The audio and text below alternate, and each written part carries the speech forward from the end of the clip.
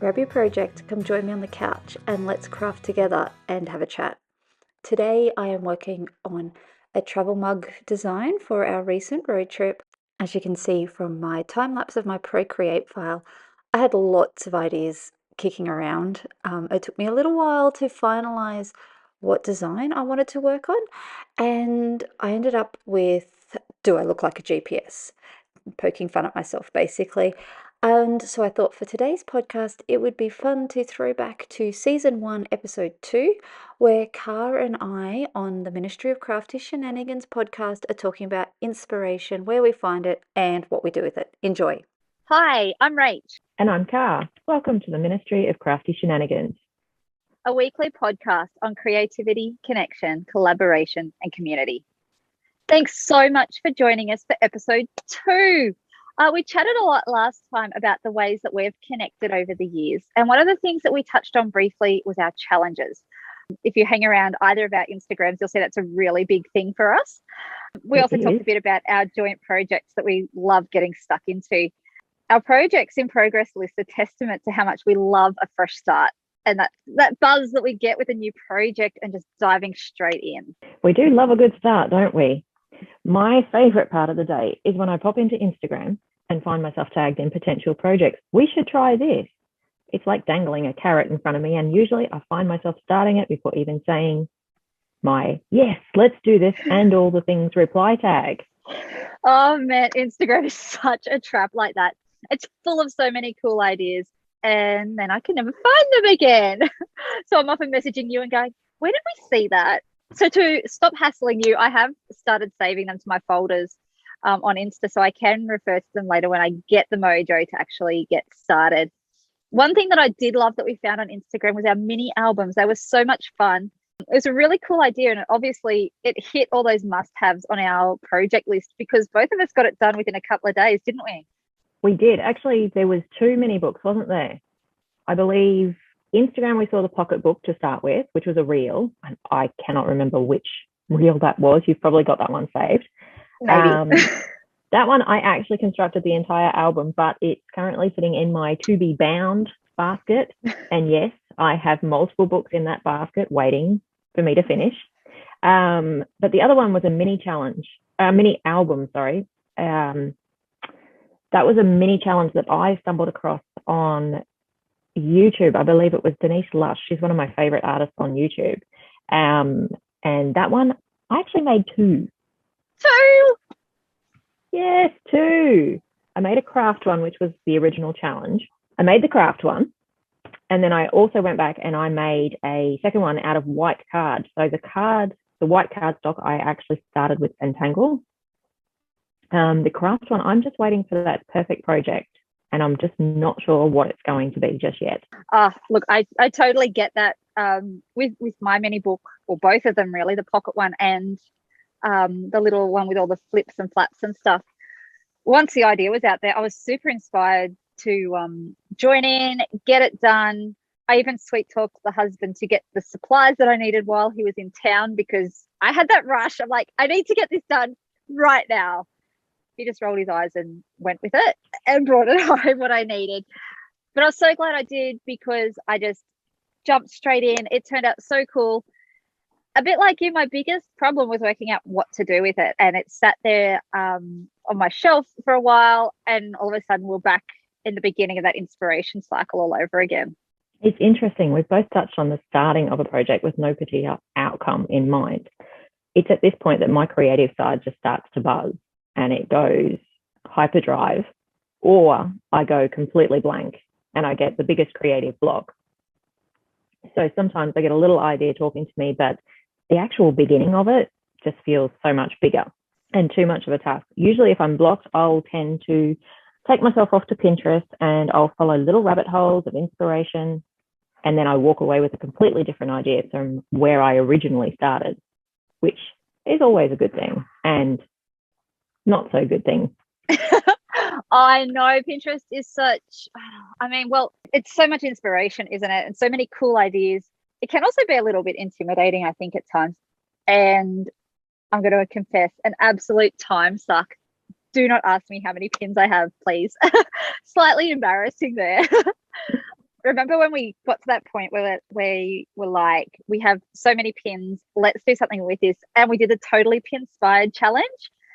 I feel like it was kind of towards the end of 2013, which is, that's crazy. That's around the time that Beetle was born. And he turned 8 last month. The idea of it was, for our listeners who may not have been following our blogs back in 2013, our totally pin-inspired challenge was literally to start clearing out those boards, and we aimed to complete 2 Pinterest-inspired projects a month. Pinspired, that's a blast from the past, isn't it? I think I managed 5 projects, and I'm not even sure that I got around to blogging all 5. But I looked yesterday and I still have 45 on my Pinterest board for that particular project. And surprisingly, most of them are still relevant today that I'd like to go back and try. Yeah, I stuck it out for a while. So I went back as well to my blog yesterday to look them all up. I ended up doing, I think, 14 or so. I went well into 2014 with it, which was really helpful for me because at that time in my life, I was super busy. I had 4 children under 7. So which meant 1 was at school. I had 3 at home full time. And I needed to create, but I also needed it to be really quick and easy.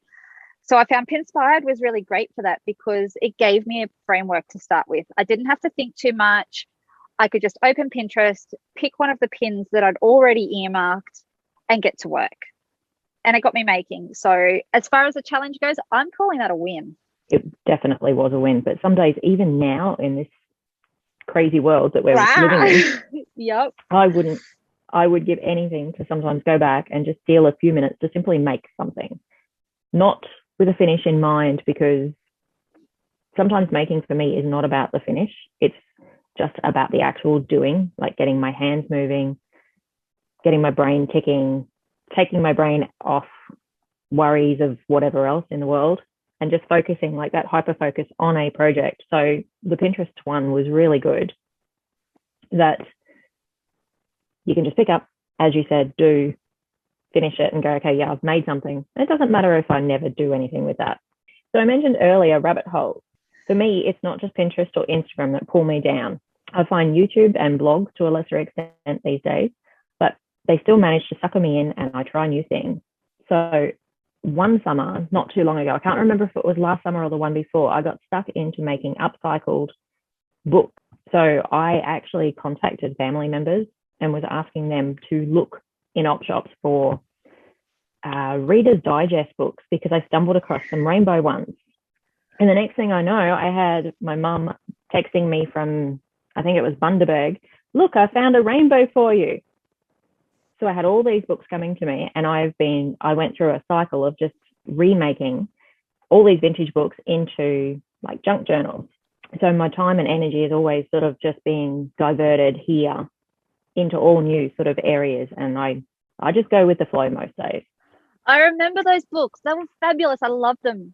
And I always loved when you'd get a new one and I'd get an updated photo of the rainbow. They look so pretty all together. That was so much fun. And I found that project really inspiring. And I'm like, oh, that is so, so cool. I never actually ended up doing it, but it was great just to see it happen. And it was enough to get the creative juices flowing and go, oh, that's really cool. It didn't work for me, but I could then channel that, just that creative energy just to get it going. I think is where I think we work really well together, in that we do different stuff, but we still can, circle through that creative energy and go, I'm making this, well, I'm making that, and make together, even though it's 2 completely different things.